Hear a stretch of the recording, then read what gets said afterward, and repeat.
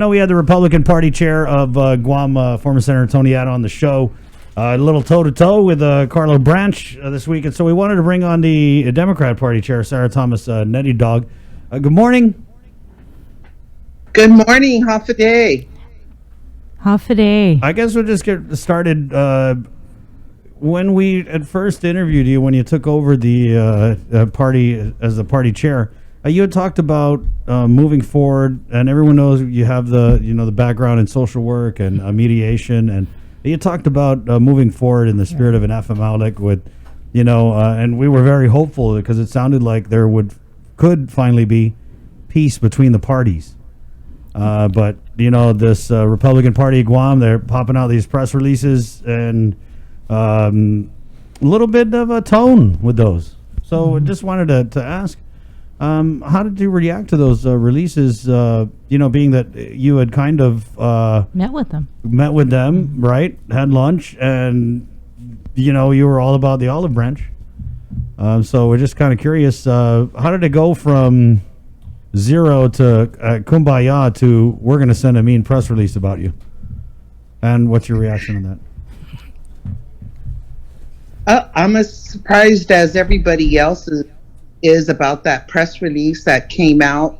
I think being very, could be construed as being very harsh, and it's unfortunate that they're putting out a release like that. It is not indicative of the kind of conversations we've had, and I don't know why, except for it's a strategy, a political strategy, and one that's been used in the past, by many other people in terms of the way in which to gain more votes is to focus on doing things that would make the other party look bad.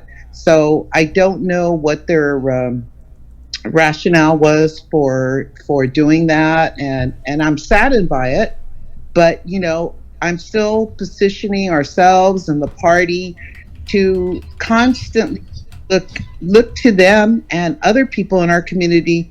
Hey, if folks have ideas, good ideas and strategies to help get our community back on track, please come forward and share those. And it goes to Republicans. They got some ideas, please share those. Mm-hmm. And that's really what I would go back to them with is, I don't think that our public, nor do I think that any of us have the time and energy to be bickering about these things. I think we need to use our energy wisely and come up with ways that we can keep our families safe, keep our communities healthy, and make a contribution on ideas to start generating non-traditional revenue. In other words, let's look at things that we haven't done before, ideas that focus on what our internal resources are. What are our talents and skills here on the ground on Guam? What is it that we can do? Because obviously, we have experienced and still experience being separated from the region and from the world. And if we're really totally isolated, how are we going to survive? And I'm sure that thought has come to many people. It's like, what if we're really, because we're experiencing quarantine now, but if it was to a more extreme level where we really could not have things coming in and out, how are we going to survive and thrive as a family, as families, and as communities? And I think that's where our head needs to be, and not spend so much energy trying to, bicker and be critical of folks. I'm certainly continue to be open to Tony Atta and the other Republicans. I think that they can make contributions as well to our island. Right. So let's put our together and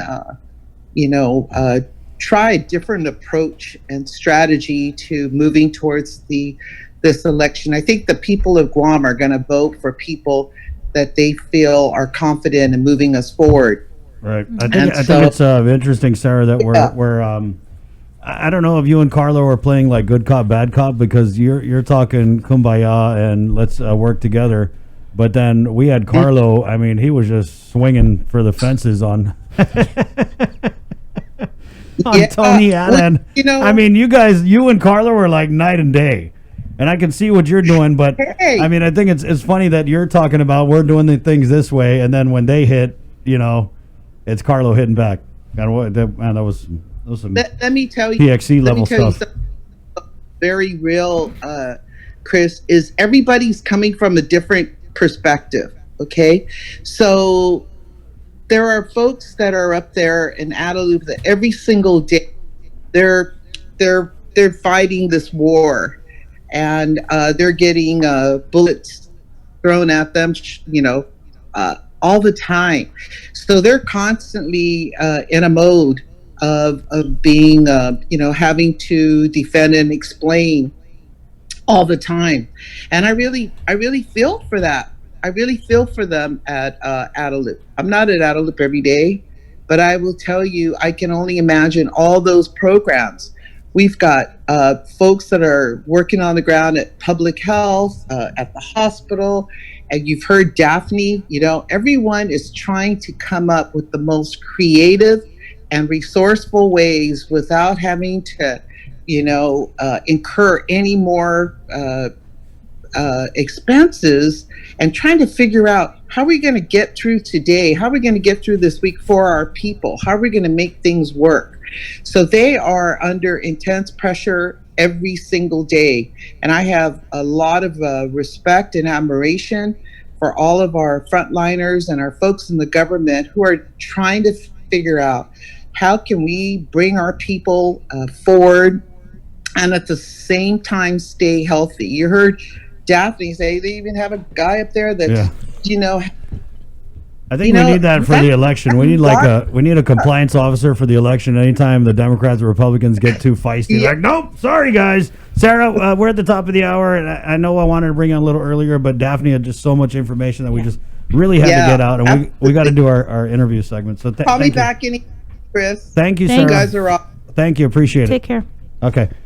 Hey, we'll take a short break, and Decision 2020 on KUAM News is coming up next right here on The Link. It's The Breeze 93.9. Good morning. We're celebrating your special day.